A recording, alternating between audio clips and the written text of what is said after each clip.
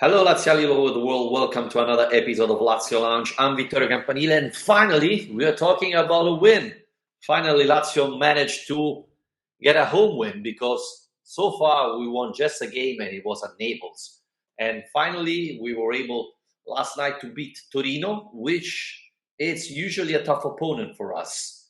So that was encouraging, especially looking at the moment that wasn't very great.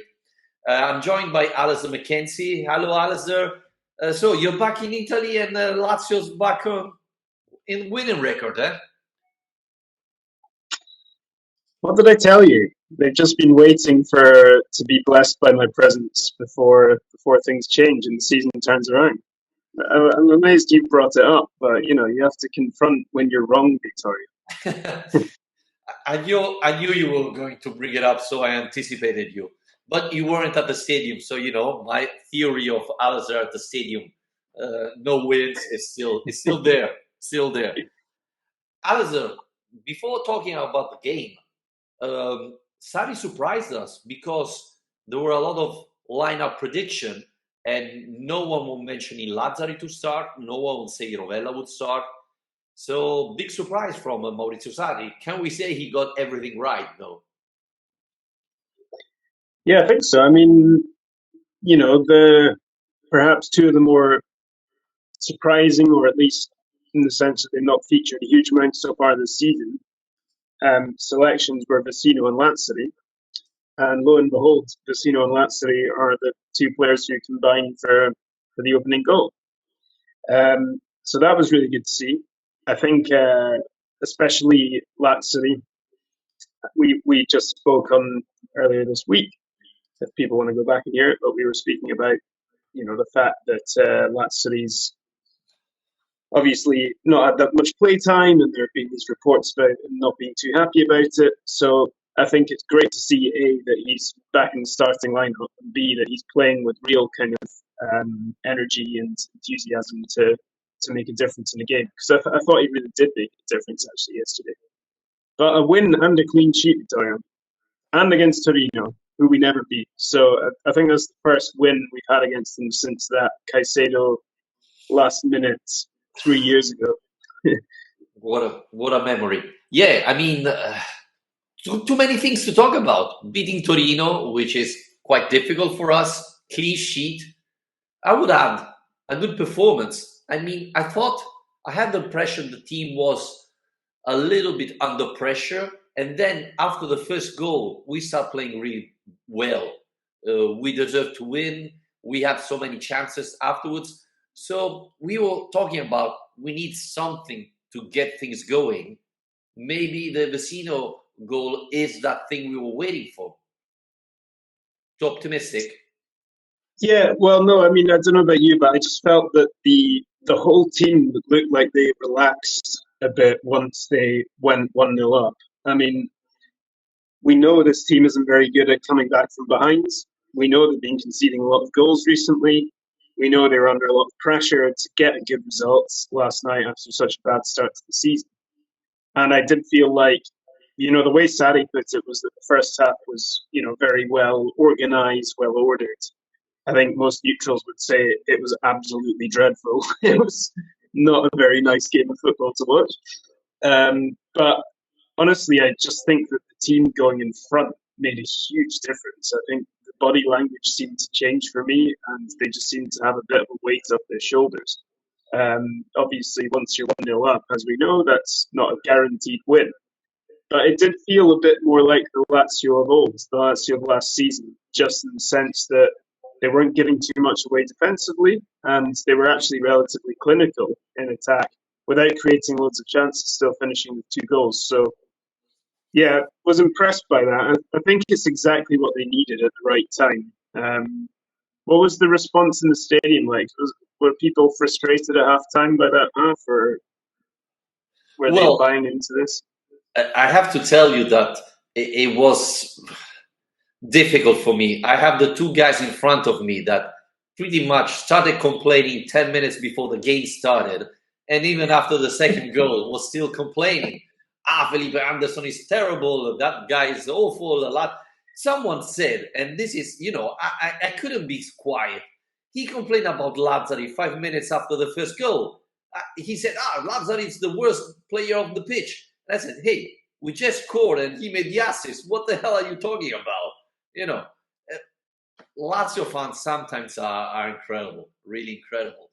But apart from those two guys, I thought the fans, worried in the first half because, as you were mentioned, we didn't have a shot on target. Yes, Maruzic had a shot from outside the box, but, it was really easy to stop it. But I think we were playing decent, and even Torino didn't create a chance. And probably one of the things we have to talk about, Alistair, is this is the first game of the season, and correct me if I'm wrong, but usually I'm right, where Provedel didn't have to make a save, right? No dangerous attack from Torino. Well, there was the one right at the start where it was kind of straight at him, and he somehow kind of batted it back out into the box, which was slightly alarming moment. But yeah, I mean, I can't really remember much beyond that. And with Torino going two up front, Zapata and Sanabria, I mean, there was a lot of reason to be concerned, I guess, about the Lazio defence. So what they've been like so far this season against this Torino side. Sarri had never beaten Torino as Lazio coach before. These have always been really close games. So defensively, I thought so much better.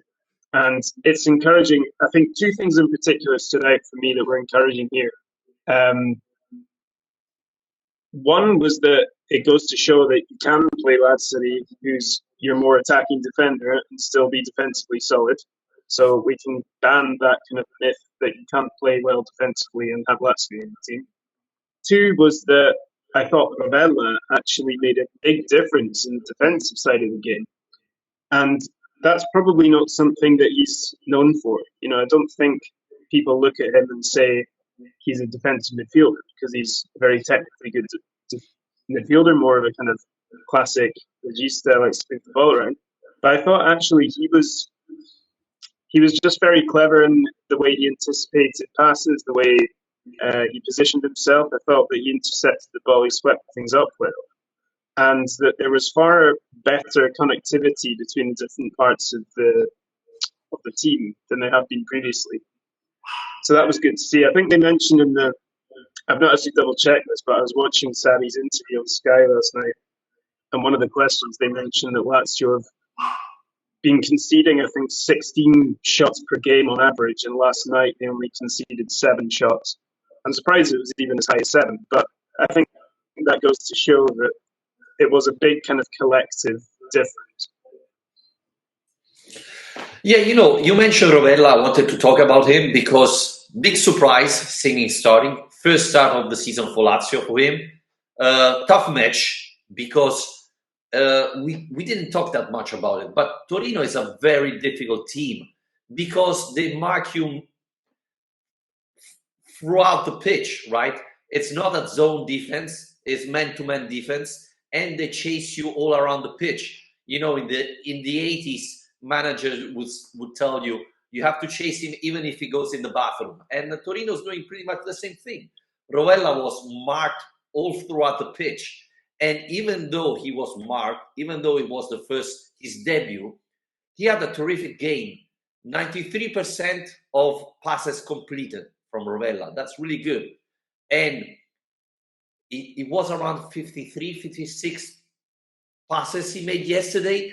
And of these 56, 23 was passes going, how do you say it? In advance, in forward. Forward. Yeah, I didn't remember the word. Forward. So that's important because 93% and half of his passes going forward. This means that it wasn't only passing back to defenders or goalkeeper.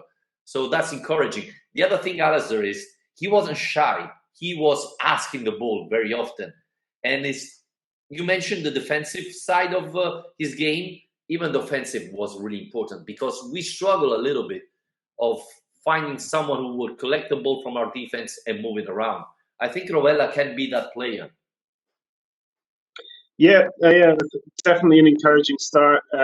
Sally seemed to be encouraged too, and I think as well that it's good to see that he's come in a game where perhaps you wouldn't expect him to excel, like you say, in a kind of match where you're playing one-on-one, marking against a very physical team who keep things tight, who pack the midfield. You know, that's what you're going to get against Torino, and yet he did excel.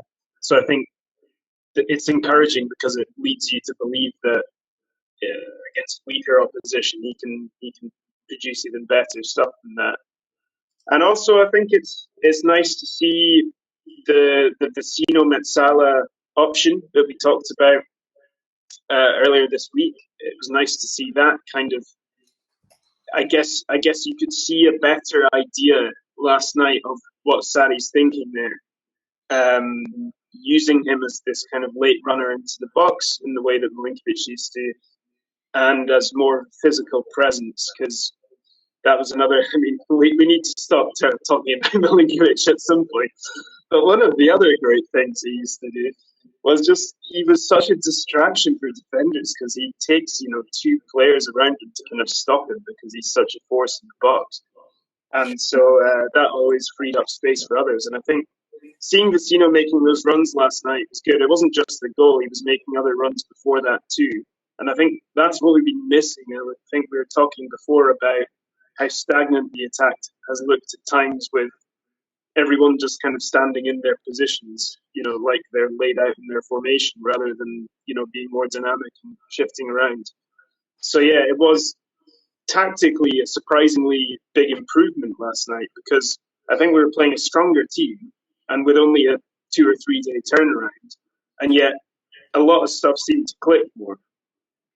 Two things about Vecino I think were really interesting. In the match program Lazio did before the game, he was saying how he feels better playing in front of a defense instead of a box-to-box midfielder. So that was curious to see him starting instead in a different position. And then the interview he made after the game, he said, well, I'm trying to do what Milinkovic was doing last year. So being more a presence in the box and be close to Ciro Immobile, like a second striker. Because, and we talked about it and you said it before, we don't have that much presence because he mentioned Luis Alberto likes to drop back and do like the regista so he doesn't get in the box. Obviously, Rovella was far behind, so he doesn't have time to get in. So it's or me or no one else. And probably that's why Vecino was playing yesterday. Even though this is something that Kamada has well, right? Kamada loves to come from back and get in the box. Obviously, we're talking about a different type of player. Vecino is more physical, good with the header. We saw it yesterday. Kamada is more fast-paced, more technical. So you can see this different option, especially against Torino. Probably Vecino was the best solution. But Alazer was funny because since Lazio Monza, every website, newspaper, etc., was saying Kamada's going to start, Kamada's going to start, Kamada's going to start. Kamada didn't start. Yes. I mean, the one thing that perhaps people haven't quite picked up on was what Sarri said after the game, that he'd actually picked up an injury. And that was why he wasn't playing against Monza. But he was complimentary about him. He said he's of the new signings, he's the one who's integrated the best in terms of the understanding the tactics of the team and working his way into the way the team plays. So yeah, I think long term, looking forward, the hope is that having this kind of diversity of options in midfield is going to be a big strength of Lazio's. Whereas the start of this season, it's felt like it's actually created a bit of confusion.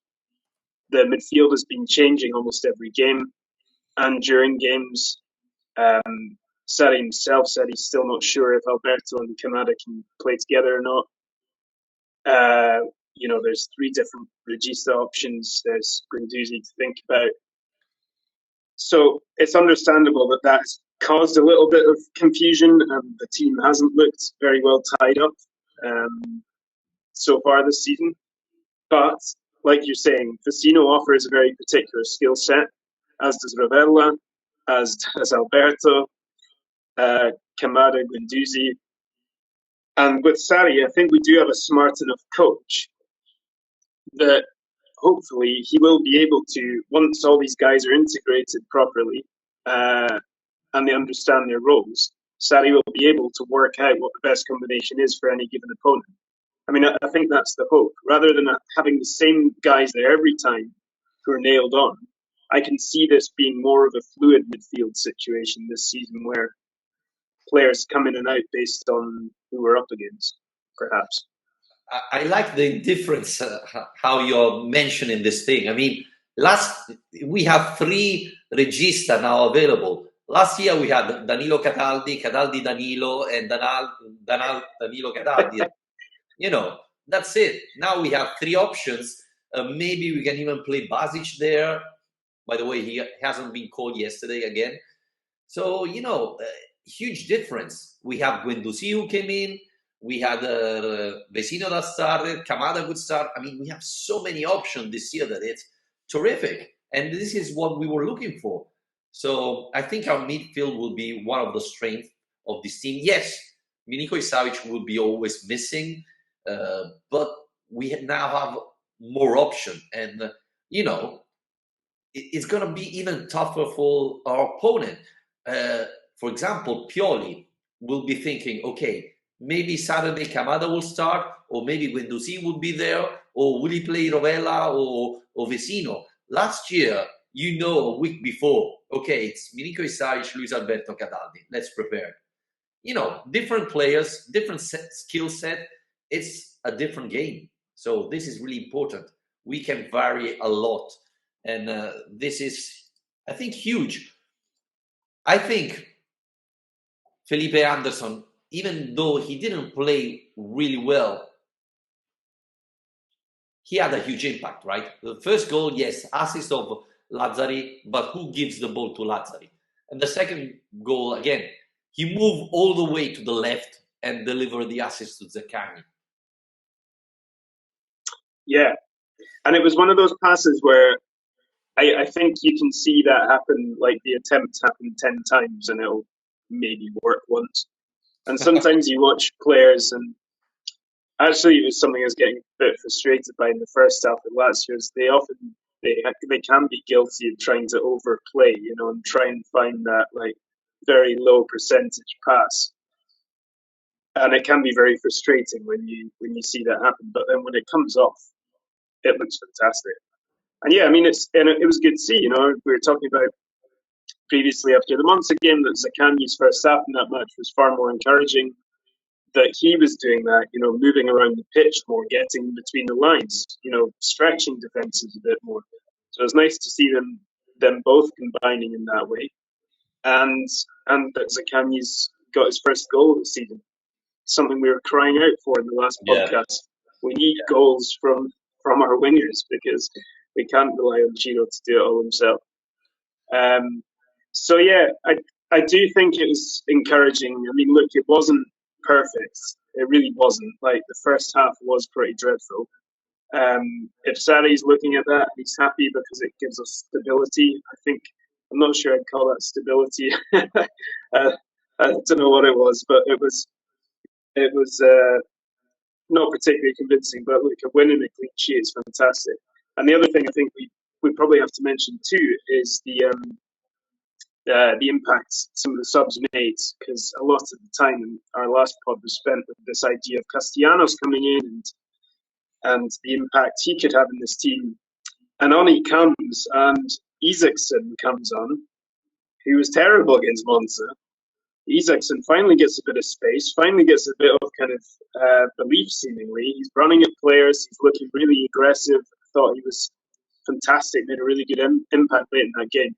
I mean, if that goal goes in from the Isaacson cross, the Castellanos overhead, I mean, imagine the meltdown people would be having. It was very close to being the most spectacular debut goal. I mean, I was there, and I went. I was looking at my daughter. I said, "What did he do?" I mean, if he scored that goal, the stadium collapsed. It was terrific. But Castellano had a huge impact. I thought he had a great game, and in the other games where he came in, he hardly touched the ball. Yesterday was completely different. We have to say that for the first time he came in and we were winning, while against Lecce, Yeah, etc., we were down. So this has a make a big difference. Torino, that played pretty much 10 men behind the ball in the first half, was forced to attack a little bit more, so they advanced a little bit and they conceded space, as you were mentioning. And obviously, this helped Castellanos and Isaacson. But I thought Castellano looked really encouraging. Now, I'm not saying he's going to start against AC Milan because I think it would be too risky. But maybe against Celtic, he could be an option, right? yeah. I mean, I think he just needs to keep doing that, doesn't he? The chances are, to begin with, he's only going to be getting these kind of 15, 20 minutes off the bench, and it's up to him to just make this a difficult choice for Sadi when he can. And while Chiro has not got off to a fantastic start this season, it does give him an opportunity to put his hand up for selection, or even to say, look, we do have an option if we are having difficulty in games where he can put us both up there. It's not something Sally particularly likes doing, going more 4-4-2 or 4-2-4, but it does happen from time to time. So yeah, no, I think you're right. The difference, if you're winning a game as a striker or a winger, it does make things a little bit easier to make an impact because you're coming on in more of a broken field, a bit more space to play in because the opposition's attacking you more. But still, I think, especially, I think the encouraging thing about that moment was that it did show his kind of agility because he wasn't expecting that cross. He was expecting it to come to his head, I think, and then had to read and just invent something out of nowhere. And he wasn't Asda, you're there with us? a lot of criticism for that against Monza. And, he had the coach saying after the game that he wasn't really ready to play. So I think for him to come back 3 days later and have that kind of fire in the belly and look like he wanted to prove the point, I think that was good to see.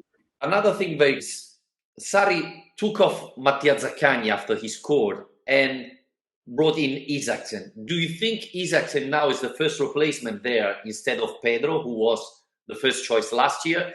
And was it curious to see Felipe Anderson moving from the right to the left side, things that we hardly saw in the past? Do you think these are new things Sarri wants to test against a big team, or just coincidence because he had some problem with Pedro? Yeah, I mean, I guess Isaacson is definitely the future in a way that Pedro isn't, sadly. So I think that it's probably more important to give him game time where there seems to be kind of easy in inverted commas game time to give, where you're already winning at home to a team you should hopefully beat. Whereas I think still Pedro's probably likelier to feature against big teams, against your Milan and your Atalanta games coming up. Probably sadly takes fewer risks. With Anderson on the left, I don't know. I mean, I would like to think that it's just more this idea of having a more fluid front three where people can interchange positions a little bit more. Um, it has been a bit stationary at times so far this season. So I don't know. I mean, I don't see any reason why he can't, nominally be on the left, but constantly be switching wings or, moving around, drifting into spaces. It shouldn't really matter too much. Anderson's quite a two-footed player. At the beginning, I was thinking maybe he's moving Isaacson on the left, as he's left-footed and likes to play on the other side. So I was a little bit curious about that. But yeah, I mean, as we were talking about our midfield, having so many options is good and is a good thing that happens to Lazio, which usually we didn't have that many options, right? Last year was Zaccagni, Felipe Anderson, Pedro, and that's it. Now we have far more option, which is interesting. Looking forward, we won against Torino, but Saturday there's another big challenge. I mean, away game against AC Milan. In the last 32 years, we won just twice. This is a tough match, but if we want to really compete for the Champions League, we need to get some consecutive wins, some points, even at Milan, right? Yeah, I don't think there's a huge reason to fear that Milan team. I mean, I think they're also in a stage of trying to integrate a lot of new signings. They're, I would say, ahead of Lazio in that process.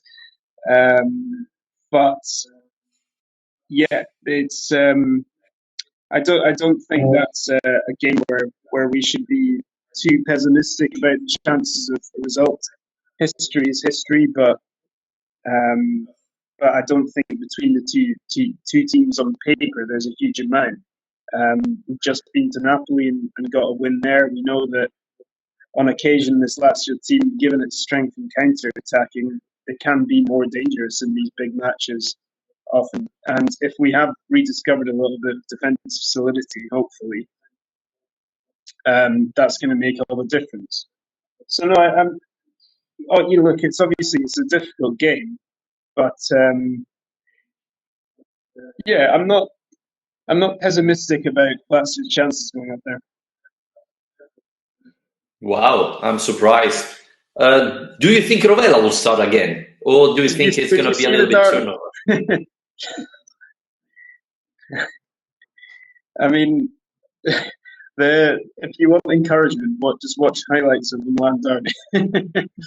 Yeah, but they were playing against Inter, which is a very good team. Well, Inter lost yesterday against Sassuolo, so every team can lose, but against us, Milan always find a way to beat us, especially at home. So that's my concerning part.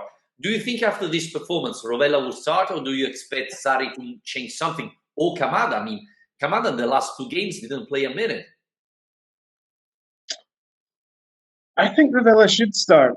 Um, I think he's earned it from that performance, from how much more solid the team looked when he was in the middle of that midfield.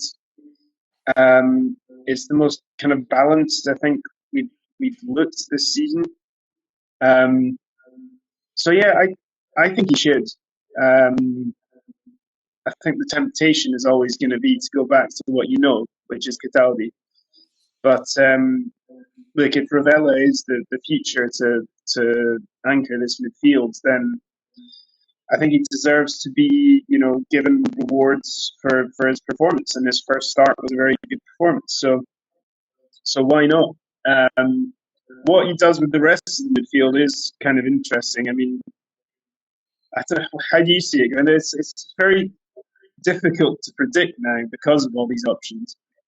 Well, you mentioned balance, and Sari talked about it yesterday. He said, Rovella played well, but I don't know if we are ready to play with Rovella, Luis Alberto, and Kamada all together.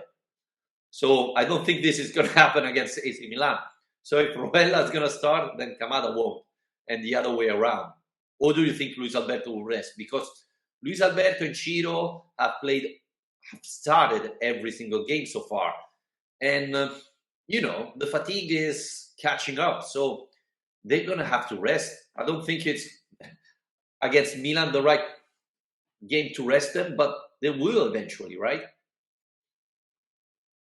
Not not this weekend, surely. Surely. Um, but yeah, at some point they have to. I mean, the run of games is pretty brutal. I mean, I do wonder if Sari is just looking at it now and thinking, let's just get to this international break and I'll just use them in every match and then we'll see it after that. Because I think he wants to feel like the team is more settled and the new players are more integrated before he starts rotating the absolute key players out of it. Um, and in the spine of that team, I think Provedel, Romagnoli, Alberto Ciro, they're all going to be there in every single game unless, disaster strikes, really. Do Um, you think that Castellano deserves a start? Well, not against Milan, but maybe against Celtic or. I mean, I wouldn't say he doesn't deserve it. I just think that every game is so massive. That's the problem. I mean, Yeah. it's great. It's a great part of being in the Champions League. But look, Milan game is huge in the context of a top four race, as is an Atalanta game in the context of a top four race. Uh, Going away to Celtic is enormous in the context of our Champions League group stage in the hopes of going through. So yeah, I mean, I think Castellanos, does he deserve to start? Would I like to see him start? Yes, but I would not expect him to, and I don't think that's necessarily the wrong choice in these next three games. I think perhaps he's going to continue to be a bit of a super sub until after the international break. Okay. As I think we can wrap it up here if you don't have any stats or something else to point out. No, you're the one with the 93% pass completion or whatever it was. So you're bringing the stats today. That was a curious stats, right? Very interesting. Very encouraging Okay. Performance, by the way, by Rovella. I was really I impressed. did bring my 7 shots against Yeah. versus 16 on average stat. That was a good one. Man of the match, just to wrap it up. Oh, I don't know. I mean, I'm to be honest, kind of tempted to say Rovella just because it was his first start, and I think midfield, just the whole team looked so much better with him in the centre midfield. I don't think he did anything spectacular, but it was just a really good team performance. I don't think it was a performance dominated by individual brilliance. How about you? Maybe Lazzari. Yeah. Because, coming out from a very complicated situation, a lot of bad things about him, nice assist. That goal changed everything. So I would give it to Lazzari. It wasn't easy as an assist, right? It was difficult because Felipe Anderson had a nice idea, but it wasn't easy first touch to make that assist. So I would go for Lazzari. Nice.